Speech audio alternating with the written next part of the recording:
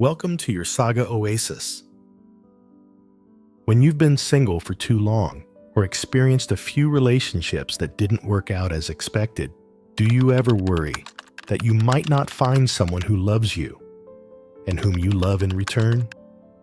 Or perhaps you always crave affection, but stubbornly convince yourself that you don't need anyone.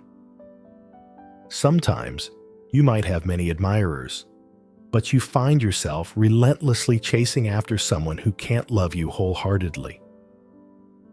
So, how can your romantic relationships lead to genuine happiness? Let's explore that together in today's video. Simple truths about love.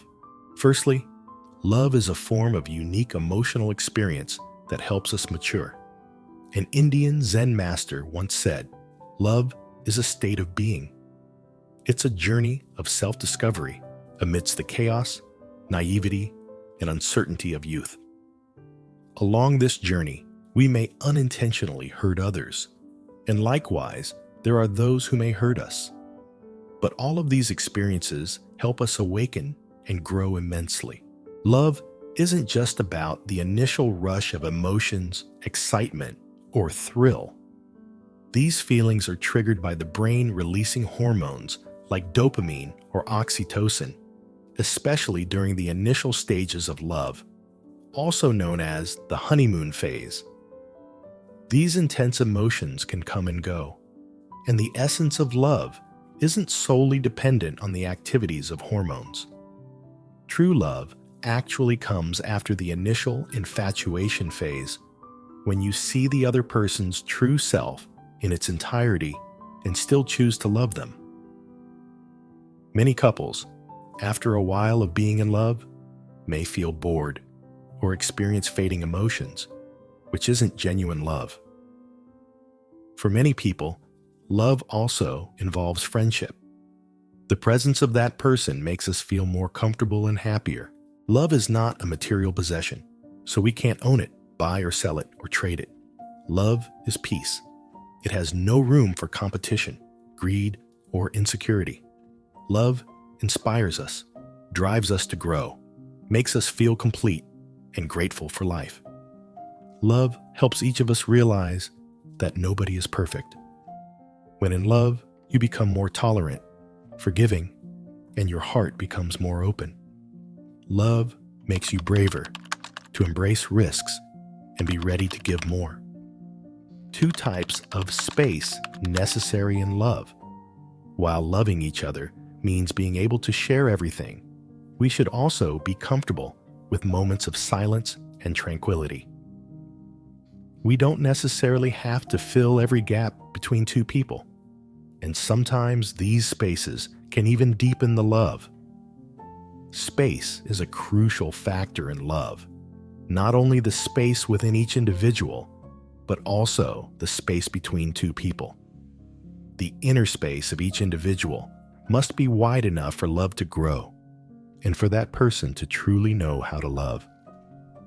And there must be space between both individuals so that each person can develop their own inner space. 4 common actions that will suffocate your love. Have you ever heard of the concept of the 4 horsemen of the apocalypse in love? Essentially, these are 4 types of toxic communication and behavior that can poison and ruin your relationship, even leading to divorce if you're married. They include criticism, contempt, defensiveness, and stonewalling, also known as the Cold War.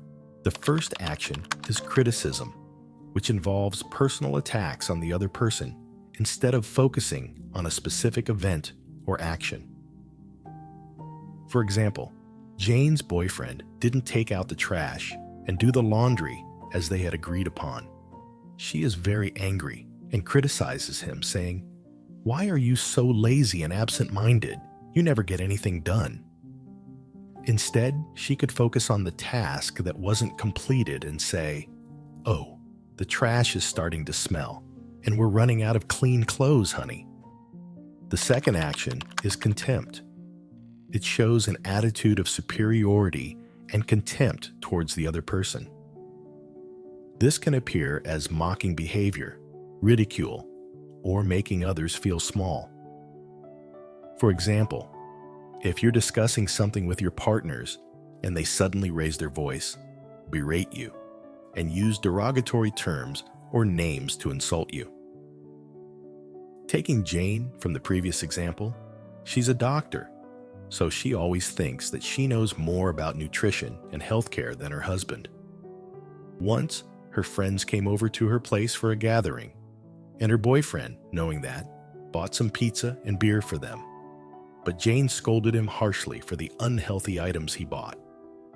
Even when he tried to explain, she even pointed her finger in his face and added more hurtful words, making everyone present uncomfortable. The third action is defensiveness. It occurs when someone is offering us sincere advice, even if they're not criticizing or mocking us, but we perceive it as a personal attack. Instead of objectively considering the issue, we quickly resort to a defensive mechanism. For example, when your partner says, "I think we should rearrange the house a bit to create more comfortable space."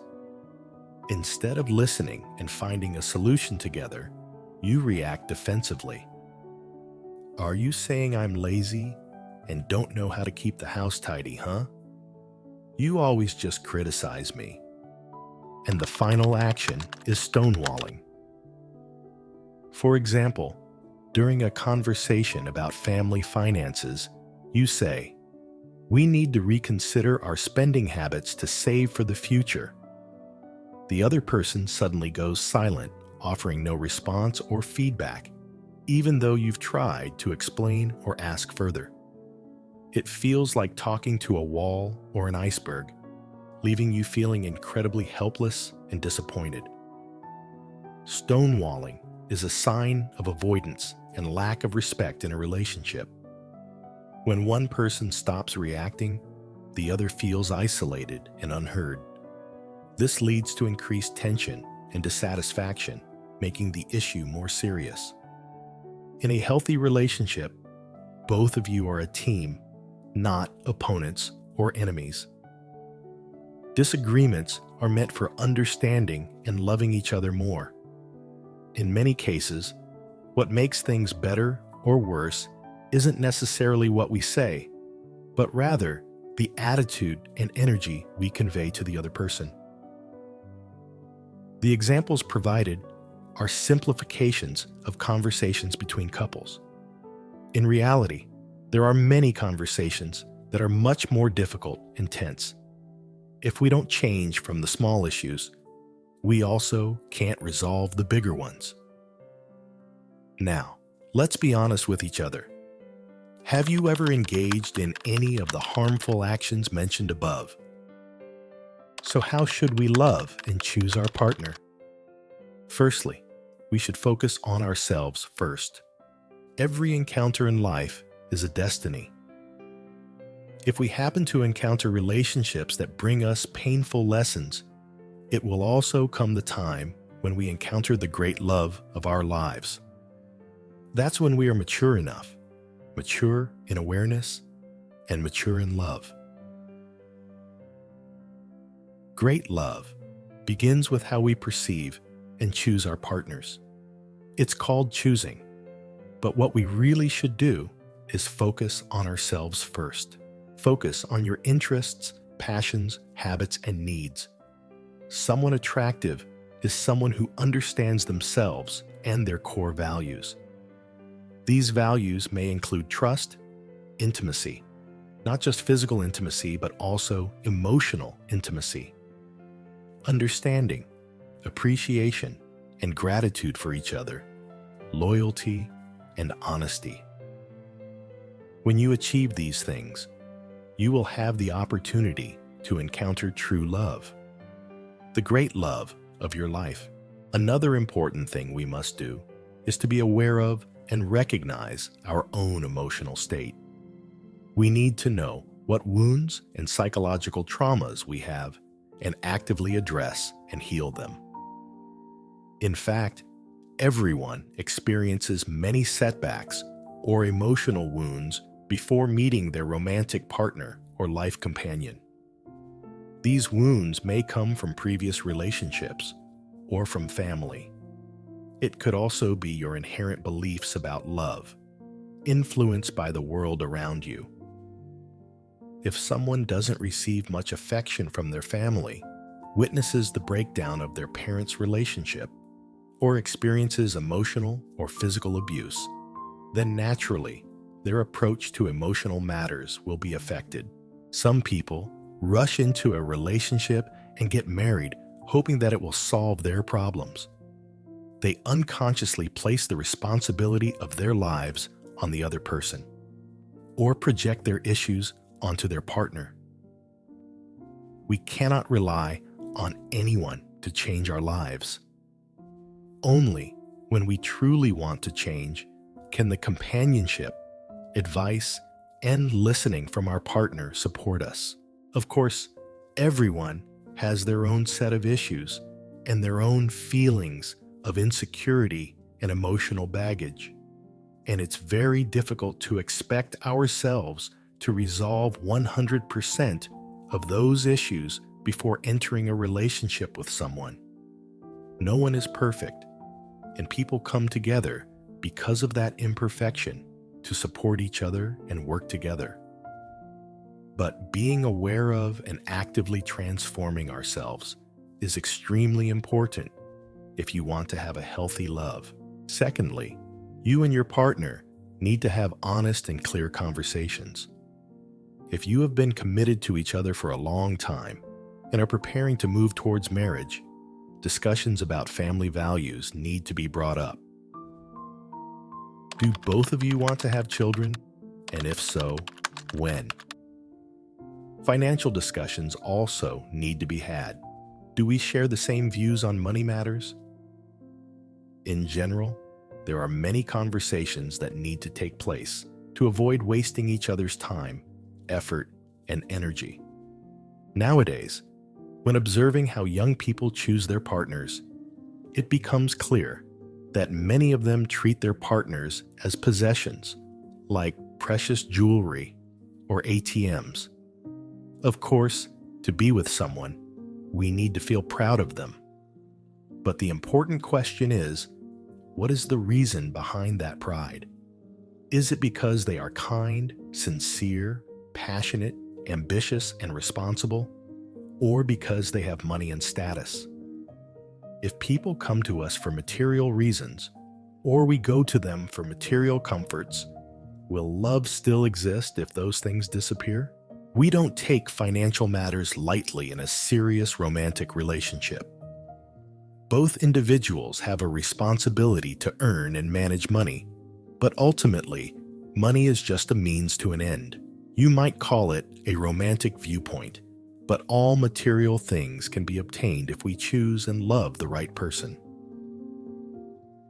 However, to truly bond with a romantic partner as desired, we must also possess corresponding values.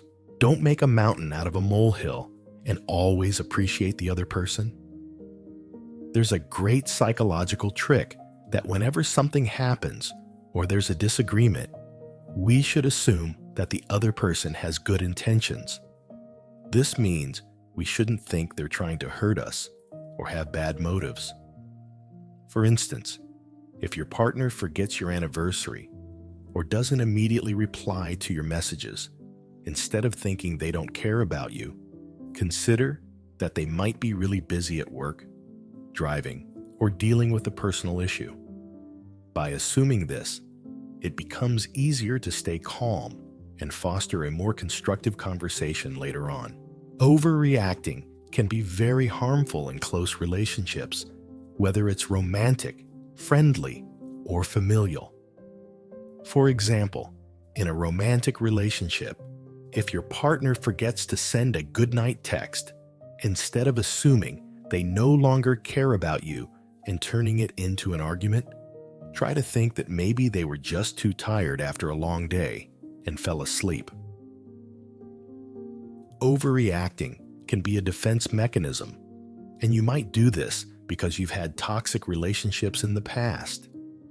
However, in a healthy relationship, this behavior can damage the good things between the two of you. People often reserve their best behavior for strangers, yet take their loved ones for granted because we tend to assume their presence is guaranteed. In summary, if we want a healthy romantic relationship, we need to be healthy participants within that relationship. Once we find a significant love in our lives, we must learn to cherish and protect it. Don't let yourself and your ego dominate that love. Love is not just an emotion, it's a state of living. If we live with more love and sharing, then love will become more present and resonate more deeply in our own lives.